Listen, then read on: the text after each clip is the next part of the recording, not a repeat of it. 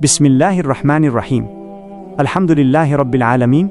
వస్సలాతు వస్సలాము అలా రసూలిల్లాహిల్ కరీం. అస్సలాము అలైకుం వరహ్మతుల్లాహి వబరకాతు. నా ప్రియమైన సోదర సోదరీమణులారా, షాబాన్ నెల ముగింపుకు చేరుకుంటున్న తరుణంలో అల్లాహ్ సుబ్హానహు వ తఆలా మనకు ఒక గొప్ప అవకాశాన్ని ప్రసాదిస్తున్నాడు. అదే షబ్ ఏ బరాత్. దీనిని అరబీలో లైలతున్ నిస్ఫ్ మిన్ షాబాన్ అని కూడా అంటారు. రమజాన్ వంటి పవిత్ర మాసం రాకముందే మన హృదయాలను శుద్ధి చేసుకోవడానికి, గతంలో చేసిన పాపాలకు అల్లాహ్ సుబ్హానహు వ తఆలా నుండి క్షమాపణ వేడుకోవడానికి ఇదొక హెచ్చరిక మరియు ఆహ్వానం. ముందుగా షబ్ ఏ బరాత్ అంటే ఏమిటో అర్థం చేసుకోవాలి. షబ్ అంటే రాత్రి, బరాత్ అంటే విముక్తి లేదా క్షమాపణ, అంటే నరకాగ్ని నుండి విముక్తి పొందే రాత్రి. మరియు అల్లాహ్ సుబ్హానహు వ తఆలా నుండి మగ్ఫిరత్ అంటే క్షమాపణ పొందే రాత్రి. ప్రవక్త ముహమ్మద్ సల్లల్లాహు అలైహి వసల్లం షాబాన్ నెల మధ్యరాత్రి ప్రాముఖ్యత గురించి స్పష్టంగా వివరించారు. సునన్ ఇబ్ను మాజాలో నమోదైన ఒక హదీసు ప్రకారం ప్రవక్త ముహమ్మద్ సల్లల్లాహు అలైహి వసల్లం ఇలా సెలవిచ్చారు: అల్లాహ్ సుబ్హానహు వ తఆలా షాబాన్ నెల మధ్యరాత్రి తన సృష్టి వైపు దయాదృష్టి సారిస్తాడు మరియు 2 వ్యక్తులు తప్ప మిగిలిన అందరినీ క్షమిస్తాడు. వారు ఎవరంటే, 1 ముష్రిక్ అంటే అల్లాహుకు భాగస్వాములను కల్పించేవాడు. 2 ముషాహిన్ అంటే తన సోదరునిపై హృదయంలో ద్వేషం, పగ లేదా అసూయ పెట్టుకున్నవాడు. దీనిని బట్టి మనకు అర్థమయ్యే విషయమేమిటంటే, ఈ రాత్రి అల్లాహ్ సుబ్హానహు వ తఆలా యొక్క రెహ్మత్ అంటే కరుణా ద్వారాలు తెరిచి ఉంటాయి. కానీ ఎవరి హృదయంలో అయితే షిర్క్ మరియు పగ ఉంటాయో వారికి ఆ క్షమాపణ లభించదు.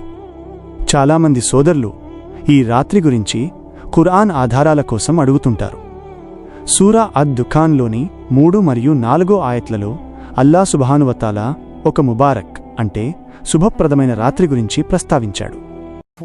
అందులో ప్రతి ముఖ్యమైన విషయం నిర్ణయించబడుతుందని సెలవిచ్చాడు.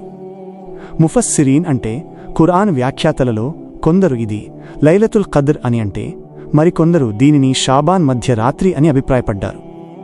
ఇక్కడ మనం గ్రహించాల్సిందేమిటంటే, విభిన్న అభిప్రాయాలు ఉన్నప్పటికీ ఈ రాత్రికి ఆధ్యాత్మిక విలువ ఉంది.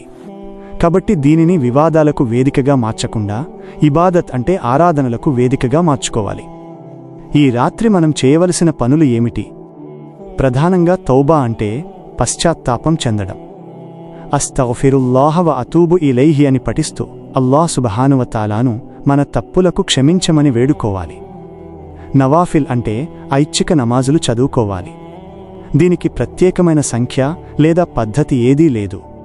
మీ శక్తి కొలది 2 లేదా 4 రకాత్ల చొప్పున చదువుకోవచ్చు. ఖురాన్ తిలావత్ అంటే పఠనం చెయ్యాలి. దువా అంటే ప్రార్థనలో నిమగ్నమవ్వాలి. ముఖ్యంగా మీ తల్లిదండ్రులు, కుటుంబం మరియు ఉమ్మతే ముస్లిం కోసం దువా చెయ్యాలి. వీటన్నిటికంటే ముఖ్యమైనది తజ్కియా ఏ నఫ్స్ అంటే మనసును నిర్మలం చేసుకోవడం. ఎవరితోనైనా గొడవలు ఉంటే వారిని క్షమించాలి. హృదయం నుండి ఈర్ష్యను తొలగించాలి. హృదయం శుద్ధీకరణ లేకుండా చేసే సుదీర్ఘ నమాజులు అల్లాహ్ సుబ్హానహు వ తఆలా వద్ద స్వీకరించబడవు. అదే సమయంలో బిదత్ అంటే ఇస్లాంలో లేని కొత్త ఆచారాల పట్ల జాగ్రత్తగా ఉండాలి. టపాసులు కాల్చడం, పెద్ద ఎత్తున వేడుకలు చేయడం, కేవలం ఈ రాత్రే విధిగా నమాజులు చేయాలని నమ్మడం, సమాధుల వద్ద వెళ్లి అక్కడ ఉన్నవారు పాపాలు క్షమిస్తారని భావించడం, ఇవన్నీ ఇస్లాంకు విరుద్ధం.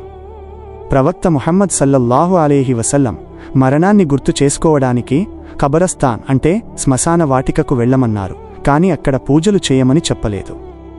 కాబట్టి మన ఆరాధనలు సున్నత్ పద్ధతిలో సాదాసీదాగా మరియు హృదయపూర్వకంగా ఉండాలి.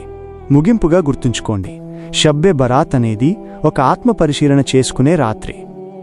రమజాన్ మాసమనే గొప్ప ఫలాలను అందుకోవడానికి ఇది సిద్ధపాట వంటిది. అల్లాహ్ సుబ్హానహు వ తఆలా మనందరి పాపాలను క్షమించి మన హృదయాలను శుద్ధి చేసి మనల్ని ఈమాన్ అంటే విశ్వాసంతో రమజాన్ మాసానికి చేరువ చేయుగాక. ఆమీన్ యా రబ్బల్ ఆలమీన్. తెలుగు రిమైండర్.